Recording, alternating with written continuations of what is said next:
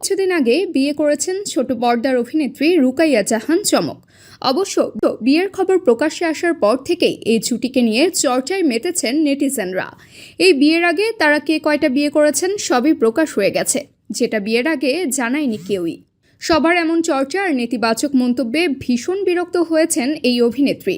তাই এতদিন চুপ থাকলেও এবার মুখ খুলেছেন, জানিয়েছেন এটা তার প্রথম বিয়ে। তবে এর আগে সিরিয়াস প্রেম ছিল অভিনেত্রীর। গত 27 আগস্ট দেশের একটি গণমাধ্যমে চমক বলেন, সবাই এত কিছু লিখছিল, এটা আমার মোটেও পছন্দ হচ্ছিল না।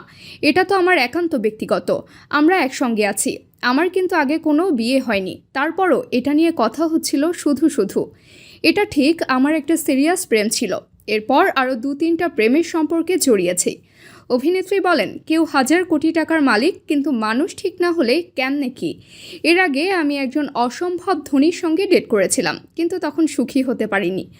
ওর সঙ্গে আমার মনে হয়েছে আমি হ্যাপি, পরিপূর্ণ। বিয়ের পর চমকের স্বামীকে ধনকুবেরও ভেবেছিলেন অনেকেই। সেই প্রসঙ্গ টেনে চমক বলেন, বিয়ের পর সবাই বলছিল যে আমার স্বামী ধনকুবের, কিন্তু বিশ্বাস করেন আমার স্বামীর চেয়ে বেশি আয় করি আমি। আর তাছাড়া আমার স্বামীর এটি 3য় বিয়ে হলেও কার কি এসে যায়, আমার তো কোনো সমস্যা হচ্ছে না। আমার আসলে হেরে যাওয়া মানুষের পাশে দাঁড়াতেই ভালো লাগে। তিনি আরও বলেন, এই মানুষটা বারবার হেরে যাচ্ছিল, কিছুই পায়নি জীবনে।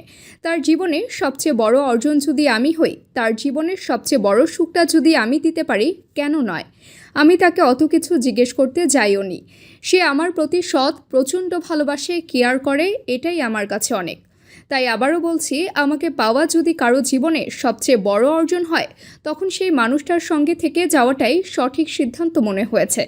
আর আমি হেরে যাওয়া মানুষের সঙ্গে থাকতে পছন্দ করি, কারণ যে জীবনে অনেক জিতেছে তার জীবনে তো আমাকে দরকার নেই, গুরুত্ব কম পাবো, সে মানুষের সঙ্গে থাকাটা আমার ইচ্ছাও না।